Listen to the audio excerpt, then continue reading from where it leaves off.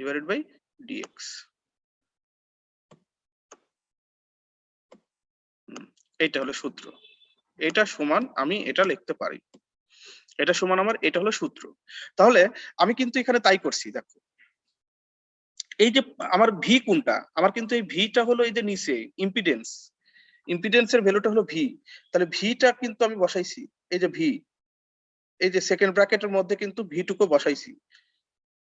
ঠিক আছে, সেকেন্ড ব্র্যাকেটের মধ্যে কিন্তু আমি ভি টুকু বসাইছি। তাহলে থাকে আমার কি ইউ, ইউ মানে কি থাকে আমার, ইউ বলতে বোঝাচ্ছে 3v1 স্কয়ার আর এল। তাহলে আর এল এর সাপেক্ষে যদি আমি আর এল কে ডিফারেন্সিয়েশন করি তাহলে শুধুমাত্র তাহলে 3v1 স্কয়ার থাকবে, এই যে 3v1 স্কয়ার গুণন আর এল এর সাপেক্ষে আর এল কে করলে 1 পাওয়া যায়, এই সেই 1টা আমার এখানে আছে। তাহলে 3v1 স্কয়ার ইনটু 1 কিভাবে আসলো, 3v1 ইনটু 1 এইভাবে আসছে যে আমি যদি এরকম কাজ করি যে ডি ওয়াই স্কয়ার এক্স, এরকম কাজ করি d y square x divided by d x square, sorry d x, এটা যদি করি তাহলে এক্স এর সাপেক্ষে কিন্তু আমি ডিফারেন্সিয়েশন করতেছি, তাহলে এক্স এর সাপেক্ষে আমি যখন ডিফারেন্সিয়েশন করব তখন আমার কিন্তু এই ওয়াই স্কয়ারটাকে বাইরে নিয়ে আসবো, আমি ওয়াই স্কয়ারটাকে বাইরে নিয়ে আসছি, যে ওয়াই স্কয়ার, এই যে ওয়াই স্কয়ারটাকে বাইরে নিয়ে আসছি, তাহলে আমার থাকে কি এক্স থাকে, তাহলে এক্স এর সাপেক্ষে যদি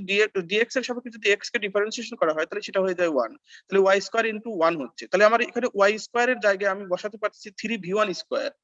আর আরএল এর জায়গায় আমার আছে হলো এক্স, নিচে হলো আরএল এর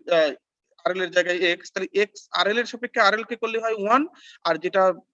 কনস্ট্যান্ট সেটাকে আমি বাইরে নিয়ে আসছি, অর্থাৎ আমার বাইরে আছে হলো কি, বাইরে আছে হলো 3v1 স্কয়ার ইনটু 1, 1 কেন হলো আরএল এর সাপেক্ষে আরএল কে ডিফারেন্সিয়েশন করলে হয় 1, সূত্রের মাইনাস, পরে আমরা দেখো ভি ইউটা আমি আগে রাখবো, তাহলে ইউ আমার কি 3v1 স্কয়ার আরএল, এটা হলো আমার ইউ, তাহলে ইউটাকে আমি রাখলাম, তাহলে ইউটাকে রাখার পরে আমি কাকে ডিফারেন্সিয়েশন করতেছি এখন, এই যে নিচের ভ্যালুটাকে আমি ডিফারেন্সিয়েশন করব, নিচের যে ভ্যালুটা আছে, তাহলে এই ভ্যালুটাকে যদি আমি ডিফারেন্সিয়েশন করি তাহলে আমি কি পাবো, দেখো এই পুরো ভ্যালুটাকে আমি যদি x to the power n এর ফর্মুলা ফেলি, তাহলে এই পুরো ভ্যালুটার উপর কি আছে স্কয়ার আছে, তাহলে 2 ইনটু এই ভ্যালুটা আসবে, 2 ইনটু এই ভ্যালু প্লাস এই ভ্যালুটার মান কিন্তু 0, কারণ এই ভ্যালুটার সাথে আরএল নেই, তাহলে এই ভ্যালুটার মানটা হলো 0। আচ্ছা এখন তাহলে আমরা কিন্তু এখানে লিখতে পারি 2 ইনটু আর ই প্রাইম প্লাস আরএল, এটা আমি লিখলাম, লেখার পরে আমি কিন্তু আবার আরএল কে ডিফারেন্সিয়েশন করতে পারি, আরএল কে ডিফারেন্সিয়েশন যদি আরএল এর সাপেক্ষে করি, যেহেতু আর ই কে করলে 0 হবে আর আরএল কে করলে হবে 1, তাহলে 0 প্লাস 1 কিন্তু আমি পাচ্ছি, 0 প্লাস 1 কার সাথে হবে, এই যে এখানে শুধু 1 দিছে, 0টা দেয়নি, গুণন 1 দিছে, শুধুমাত্র আরএল এর সাপেক্ষে আরএল কে ডিফারেন্সিয়েশন করছি, যদি আর ই কে করতো তাহলে কি হতো 0 প্লাস 1 এটা হতো, তাহলে 2 আর ই প্রাইম প্লাস আরএল, এই অংশটুকু কিন্তু আমি ঠিকই এখানে নিয়ে আসলাম, নিয়ে আসার পর আমরা আরএল এর সাপেক্ষে আরএল কে শুধু ডিফারেন্সিয়েশন করে কি করলাম, আমরা 1 করলাম। আচ্ছা এখন 1 করার পর প্লাস 0 মানে কি, এই যে এক্স প্রাইম স্কয়ার, এটার সাথে কিন্তু আরএল নাই, কাজেই যার সাপেক্ষে যাকে ডিফারেন্সিয়েশন করবো এটা যদি না থাকে তাহলে ওই ভ্যালুটাকে কি করব আমি 0 করে দেবো, তাহলে ওই ভ্যালুটা হয়ে যাচ্ছে 0 ইকুয়াল টু 0, এই যে এটার মান যেহেতু 0 ধরছি ইকুয়াল টু আমি 0 করলাম, তাহলে এটাকে যদি আমি ক্যালকুলেশন করি নিচের এই মানে মানটাকে যদি উপরে 0 সাথে গুণ করে দেই তাহলে 0 হয়ে যাচ্ছে, আবার এখান থেকে দেখো 3v1 স্কয়ার কমন যাচ্ছে আমার উপরের অংশ, 3v1 স্কয়ার কমন গেলে যদি আমি 0 কে 0 নিচে ভাগ করে দেই তাহলে আমার ভ্যালুটা কি রকম আসবে, 0ই চলে আসবে, তাহলে আমার এখানে কিন্তু শুধু থাকতেছিল R E prime plus R L whole square plus X E prime whole square minus 2 আর L R E prime plus R L সমান 0। তাহলে আমরা এইটুকু যখন ক্যালকুলেশন করব, এই যে এইখানে যদি আমি ক্যালকুলেশন করি a প্লাস বি হোল স্কয়ারের সূত্রে ফেলি, যে a square plus 2ab plus b square minus এইটুকু আবার গুণ করে দিচ্ছি 2 আর এল আর ই প্রাইম, এটা গুণ করে দিলাম minus 2 R l square equal to 0, তাহলে দেখো আমার কিন্তু এই অংশটা কেটে যাচ্ছে, এই অংশটা কেটে যাচ্ছে, আবার তাহলে আমার ভ্যালুটা কি রকম দাঁড়াচ্ছে, আর ই প্রাইম স্কয়ার, তাহলে R E prime square plus X E prime square minus এইটা দেখো এখানে আমার আসছে হলো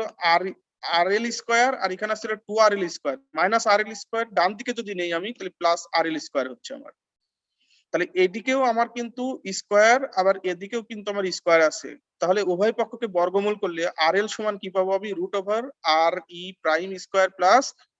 RL RE prime square plus XE prime square. এই ভ্যালুটা কিন্তু আমার আসছে। এই ভ্যালুটা আসার পরে আমি এইটুকু মানটাকে যদি আমি এ পর্যন্ত রাখতে পারি, যে এটা কিন্তু আমার সর্বোচ্চ পাওয়ারের সূত্র একটা। সর্বোচ্চ পাওয়ারের শর্তটা কি? এটা কিন্তু আমার সর্বোচ্চ পাওয়ারের একটা শর্ত। লোড রেজিস্ট্যান্সটা এই সমতুল্য ইম্পিডেন্সের, দেখো সমতুল্য ইম্পিডেন্স কিন্তু এটা হলো XE প্রাইম আর এটা হলো RE প্রাইম। তাহলে XE প্রাইম হলো সমতুল্য রেজিস্ট্যান্স ইম্পিডেন্স আর রিঅ্যাকট্যান্স, আর RE প্রাইম হলো সমতুল্য ইম্পিডেন্স। তাহলে এই যে সমতুল্য ইম্পিডেন্সের মান যদি লোড রেজিস্ট্যান্সের সমান হয়, তাহলে কিন্তু আমি ম্যাক্সিমাম পাওয়ার আউটপুটে পাবো। ওই যে ম্যাক্সিমাম পাওয়ার ট্রান্সফার থিওরেমের সাথে কিন্তু মিলে যাচ্ছে। ম্যাক্সিমাম পাওয়ার ট্রান্সফার থিওরেমের কিন্তু এইটুকুর মানটা হলো সেই থেভেনিন রেজিস্ট্যান্সের মতো। থেভেনিন রেজিস্ট্যান্স যখন লোড রেজিস্ট্যান্সের সমান হয়ে যায়, তখনই কি পাবো আমি? সর্বোচ্চ পাওয়ার আমি পাবো। লোডের অ্যানালিতে তখন সর্বোচ্চ পাওয়ার আমি পাবো। তাহলে এইটুকু হলো সমতুল্য ইম্পিডেন্স। তো সমতুল্য ইম্পিডেন্সের মান যখন লোড রেজিস্ট্যান্সের সমান হবে, এরকম ভাবে প্রশ্নটা চাইতে পারে যে দেখাও যে সমতুল্য ইম্পিডেন্স লোড রেজিস্ট্যান্সের সমান হলেই সর্বোচ্চ পাওয়ার আউটপুটে পাওয়া যাবে। তাহলে আমি এই পর্যন্ত রেখে দিতে পারবো যে এটা হলো সমতুল্য ইম্পিডেন্স। তো সমতুল্য ইম্পিডেন্সকে যদি জেড ই দিয়েও প্রকাশ করা হয়, জেড জিরো দিয়েও প্রকাশ করা হয়, Z equivalent resistance Z zero দিয়েও প্রকাশ করা হয়, তাহলে এটা হলো সমতুল্য ইম্পিডেন্সের সূত্র। তাহলে আমরা লিখতে পারি জেড জিরো সমান RL, অর্থাৎ জেড জিরো অথবা জেড ই সমান RL যখনই হবে, তখনই আমি পাওয়ার সর্বোচ্চ পাবো আউটপুটে। তাহলে এটা একটা প্রমাণ। এই প্রমাণের ক্ষেত্রে অবশ্যই আমাদের মাথায় রাখতে হবে কিভাবে প্রমাণটা আসছে। আমি একটু ছোট করে দিচ্ছি, তোমরা এটা একটা স্ক্রিনশট দিয়ে নাও।